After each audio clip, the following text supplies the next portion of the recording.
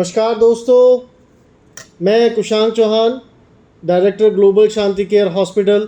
आज फिर एक बार आप सभी का अपने YouTube channel global Shanti care hospital परिवार पर आप सभी का स्वागत करता हूं।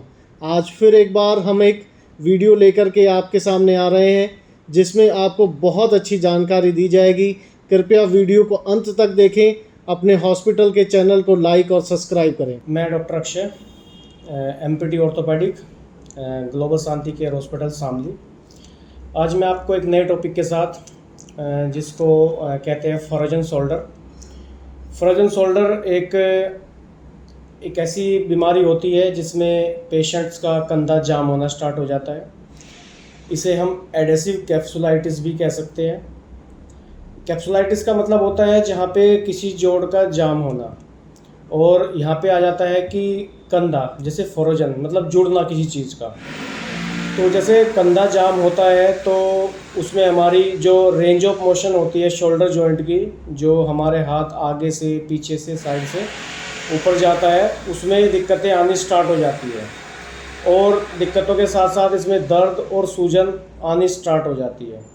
तो हम इस बीमारी से कैसे बचेंगे, कैसे इसका इलाज होगा और क्या क्या इसमें दिक्कत परेशानी आती है, मैं आज इसके बारे में बताऊंगा आपको। तो फ्रोजन शोल्डर जो होता है एक एडेसिव कैप्सुलाइटिस होता है, जो मैंने पहले ही बताया आपको। और इसके साथ साथ इसमें हमारा जो स्वेलिंग है शोल्डर के टिप पे, वहाँ पे आनी स्टार्ट हो जाती है। और ये जो बेसिकली इसमें जो होता है बेसिकली पेन, स्वेलिंग, टेंडरनेस, ये इसकी जो प्रॉब्लम्स आती है हमारे हाथ को उठाने में, वो दिक्कतें पैदा करती है। अब जो होता है सबसे पहली चीज़ क्या होती है, शोल्डर जो होता है वो बॉल एंड सॉकेट जॉइंट होता है। ये अपने एक्सिस पे पूरा घूमता है। तो इसमें जो 3 स्टेजों में हम इसको डिवाइड कर सकते हैं। जैसे शोल्डर जॉइंट हमारा जो फ्रोजन शोल्डर जॉइंट है वो हम 3 स्टेज में डिवाइड करते हैं। सबसे पहली स्टेज होती है इसमें फ्रीज स्टेज। ठीक है, फ्रीज स्टेज हमारी जो होती है ये कुछ मंथ की स्टेज होती है। सेकंड होती है फ्रोजन स्टेज, ये कुछ महीनों के बाद की स्टेज होती है। तीसरी होती है हमारी ट्विंग स्टेज, जो महीने से सालों की तरफ जाती है। इन तीनों स्टेजों में हम डिवाइड करते हैं फ्रोजन शोल्डर को। ये बेसिकली जब भी ये दिक्कतें आती हैं तो कहीं ना कहीं जो इसके कॉजेज है, इसके जो रिस्क फैक्टर है, जो होने के कारण है इसके, जैसे एज है, ये 40+ एज में ज़्यादा होती है, क्योंकि वहीं पे हमारा शोल्डर जॉइंट में डेफिशिएंसी होनी स्टार्ट हो जाती है और हमारा जो मसल्स अटैचमेंट है उसमें दिक्कतें आनी स्टार्ट हो जाती है। उसी के बाद जब सबसे मेन चीज़ क्या होती है इसमें, ये फीमेल को ज़्यादा होती है देन मेल, और ये डायबिटिक पेशेंटों को ज़्यादा होती है। डायबिटीज़ में क्या होता है कि टेंडन स्वेल्ड आउट कर जाता है और मसल्स पे प्रेशर आ जाता है, जिसकी वजह से ये मूवमेंट हैम्पर्ड हो जाती है शोल्डर जॉइंट की।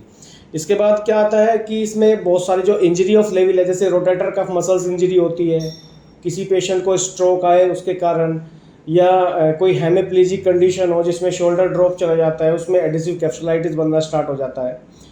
और इसके साथ साथ जो कोई सर्जरी हुई हो किसी पेशेंट की, उसमें हमारा शोल्डर जॉइंट हैम्पर्ड हो जाता है, शोल्डर जॉइंट्स की मूवमेंट डाउन हो जाती है, शोल्डर मूवमेंट करना कम कर देता है।